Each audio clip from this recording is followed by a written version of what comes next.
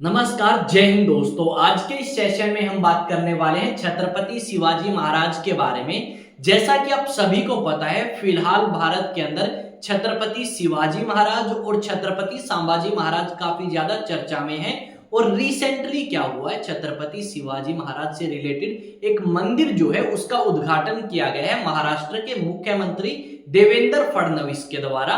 तो जानेंगे इस वीडियो में छत्रपति शिवाजी महाराज के बारे में और साथ में उनके मंदिर के बारे में कि ये जो आपकी छत्रपति शिवाजी महाराज की मूर्ति है ये किन के द्वारा बनाई गई है। स्टार्ट करते हैं आज के इस सेशन को आप सभी के साथ में। तो वीडियो को एंड तक देखें और अगर आप चैनल पे नए हैं तो चैनल को सब्सक्राइब करें और बेल आइकन को प्रेस करें। स्टार्ट करते हैं आज के इस सेशन को। यहाँ पे यही बात लिखी गई है थंबनेल में कि महाराष्ट्र के अंदर छत्रपति शिवाजी महाराज का जो मंदिर है वो बना दिया गया है और उसका उद्घाटन जो है वो महाराष्ट्र के मुख्यमंत्री देवेंद्र फडणवीस के द्वारा किया गया है। यहाँ पे आप छत्रपति शिवाजी महाराज की एक प्रतिमा या फिर मूर्ति देख सकते हो जिसको अरुण योगीराज ने बनाया है। अरुण योगीराज वही व्यक्ति है जिन्होंने श्री राम की मूर्ति बनाई थी अयोध्या मंदिर के लिए या फिर राम मंदिर के लिए। उसके अलावा अगर हम बात करें तो हमें राष्ट्रपति भवन के पास एक सुभाष चंद्र बोस की मूर्ति नजर आएगी, वो भी अरुण योगीराज के द्वारा बनाई गई थी। आदि शंकराचार्य की एक मूर्ति बनाई गई थी, वो भी अरुण योगीराज के द्वारा ही बनाई गई थी। ये जो आप मूर्ति देखोगे ये लगभग आपकी 6.5 फीट आपकी लंबाई में है और इस मूर्ति को आपका महाराष्ट्र के थाने के पास जो है स्थापित किया गया है। ये जो मंदिर बनाया गया है ये मंदिर एक किले के तरीके से बनाया गया है, यानी जिस तरीके से छत्रपति शिवाजी महाराज के किले थे उसी डिजाइन, उसी कला, उसी आर्किटेक्चर से इंस्पायर होके ये मंदिर जो है आपका बनाया गया है। पर भारत के अंदर ये छत्रपति शिवाजी महाराज का पहला मंदिर नहीं है, ये छत्रपति शिवाजी महाराज का दूसरा मंदिर है, पर महाराष्ट्र के अंदर पहला है। एक मंदिर आपका पहले तेलंगाना में बन चुका है और ये आपका दूसरा मंदिर है और महाराष्ट्र के अंदर पहला।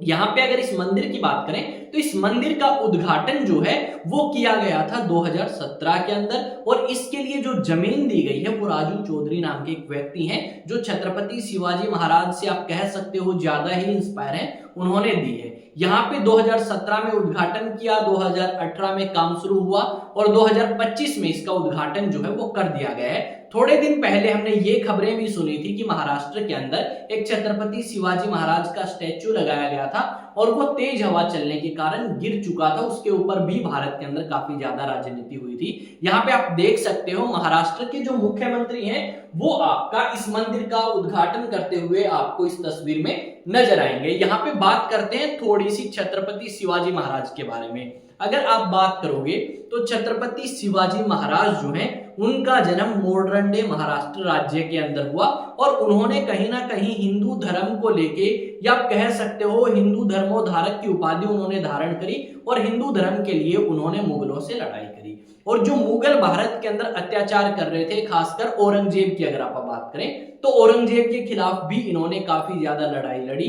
1674 में ये अपना राज्याभिषेक कराते हैं और अपने आप को छत्रपति या फिर आप कह सकते हो राजा घोषित कर लेते हैं। उसके बाद 1680 तक इन्होंने शासन किया और 1680 के बाद ये हमारे बीच में नहीं रहे, पर इनके जो विचार हैं, इनकी आप कह सकते हो जो सोच है वो आज भी लोगों के मन में जिंदा है। पर हमारे यहाँ पे इंडियन पॉलिटिक्स के अंदर इनका नाम इस्तेमाल किया जाता है अलग अलग पॉलिटिकल पार्टीज के द्वारा अपना वोट बैंक तैयार करने के लिए, पर जो इनके विचार थे, इनकी सोच थी, उनको कोई फॉलो नहीं करता। यहाँ पे छत्रपति शिवाजी महाराज अगर आप देखोगे तो ये किसी भी धर्म से नफरत नहीं करते थे, पर हमारे भारत के अंदर जो पॉलिटिक्स चल रही है इनके नाम पे वो इसी तरीके से चलती हुई नजर आएगी कि नाम लेंगे छत्रपति शिवाजी महाराज का और लोगों के बीच में कास्ट को लेके भेदभाव करना स्टार्ट करेंगे, धर्म को लेके भेदभाव करना स्टार्ट करेंगे। यहाँ पे जब 1680 में छत्रपति शिवाजी महाराज हमारे बीच में नहीं रहे, उसके बाद इनके जो बेटे हैं छत्रपति संभाजी महाराज वो आपके पावर में आते हैं और 1688 या 1689 तक वो पावर में रहते हैं। उनकी भी काफी लंबी लड़ाई चली औरंगजेब के साथ और फाइनली उस लड़ाई में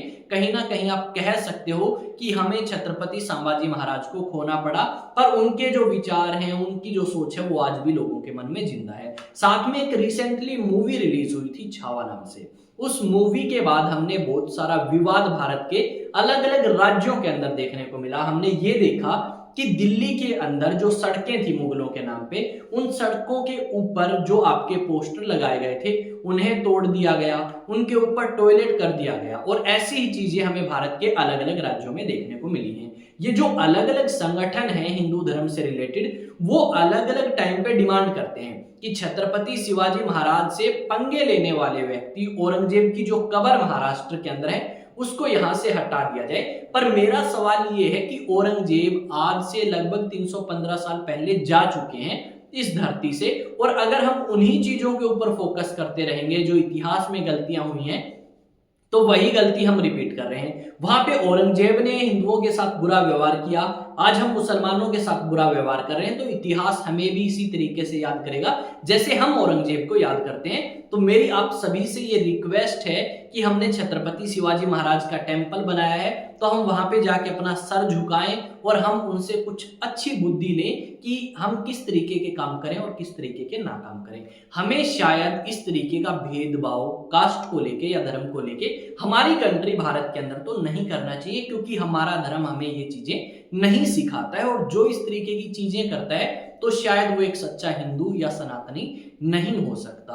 अब आज के टाइम में कास्ट को लेके, रिलीजन को लेके बहुत सारी चीजें हम सुनते हैं इंडियन पॉलिटिक्स में, पर अगर आप उससे दूर रहोगे तो ज्यादा बेटर रहेगा, क्योंकि छत्रपति शिवाजी महाराज का भी यही मानना था, संभाजी महाराज का भी यही मानना था कि हम किसी भी व्यक्ति को फोर्स नहीं करेंगे धर्म के लिए कि आप हमारा धर्म अपनाओ या आप धर्म कन्वर्ट करो। इस तरीके की चीजें यहाँ पे हमें देखने को मिलती हैं, और इसी करके हम छत्रपति शिवाजी महाराज को याद करते हैं। अगर छत्रपति शिवाजी महाराज भी औरंगजेब की तरह करते कि हिंदू धर्म में कन्वर्ट करो, तो शायद हम छत्रपति शिवाजी महाराज को इतना याद नहीं करते। उनके जो विचार थे, उनकी जो सोच थी, वो काफी ज्यादा ऊपर थी, जिसकी वजह से हम आज छत्रपति शिवाजी महाराज की पूजा करते हैं और उनके नाम पे भारत के अंदर मंदिर बनाते हैं। रिसेंटली आपकी महाराष्ट्र की सरकार ने ये कहा कि जो औरंगजेब ने जब छत्रपति शिवाजी महाराज को हाउस अरेस्ट किया था आगरा में, तो उस जगह को हम क्या करेंगे, एक्वायर करेंगे, और मिनिस्ट्री ऑफ टूरिज्म जो कि महाराष्ट्र सरकार के द्वारा एक कह सकते हो मंत्रालय है, वो वहां पे जाके काम करेगा और वहां पे एक म्यूजियम बनाया जाएगा। यहाँ पे जो ये मंदिर बनाया गया है, इस मंदिर के अंदर भी म्यूजियम है, इस मंदिर के अंदर अलग अलग हथियार दिखाए गए हैं, अलग अलग इमेजेस या पिक्चर्स बनाई गई हैं, पेंटिंग्स बनाई गई हैं छत्रपति शिवाजी महाराज से रिलेटेड, उनकी लाइफ से रिलेटेड। तो हमें उनसे कुछ सीखना चाहिए और इस तरीके की फालतू चीजों में नहीं पड़ना चाहिए। तो आप अगर छत्रपति शिवाजी महाराज के टेम्पल में गए हैं तो मुझे बताएं, और अगर नहीं गए हैं तो भी बताएं कि आप जाना चाहते हैं या नहीं जाना चाहते। तो मिलेंगे एक नए सेशन में, पर उससे पहले एक अपडेट है। अगर आप GS foundation for civil services या स्टेट पीसीएस के लिए आप देख रहे हैं कि एनसीईआरटी की क्लासेस कहाँ मिलेंगी, तो आप जा सकते हैं और सर्च कर सकते हैं एग्जामटॉक्स कॉम्पिटिटिव। वहां पे मैंने हिस्ट्री की 3 या 4 क्लासेस अपलोड करी हैं, और एक बात ये कि वहां पे जो क्लासेस अपलोड करी गई हैं उसमें हिस्ट्री के 4 चैप्टर अपलोड हुए हैं अभी, और जो पीछे के 5 या 6 चैप्टर रह चुके हैं वो मैं आपके जल्द ही अपलोड करूंगा, क्योंकि वो क्लासेस मैंने रिकॉर्ड नहीं करी थी और मेरा ऐसा कोई प्लान नहीं था। बाद में स्टूडेंट ने कहा कि सर अगर आप रिकॉर्ड करते हो तो हमें कोई प्रॉब्लम नहीं है, आप कर सकते हो। फिर मैंने वो रिकॉर्ड करी आगे की क्लासेस, और अब अपलोड हो रही हैं रेगुलर, तो उन क्लासेस को आप जाके देख सकते हैं। आई थिंक क्लासेस काफी ज्यादा अच्छी रहने वाली हैं, और कोई प्रॉब्लम आएगी तो मैं आपके लिए 24 घंटे हाजिर हूं, आप मुझसे पूछ सकते हैं। मिलेंगे नए सेशन में नई न्यूज नई अपडेट के साथ। तब तक जय हिंद, जय भारत और जय छत्रपति शिवाजी महाराज की। जय हिंद, जय भारत।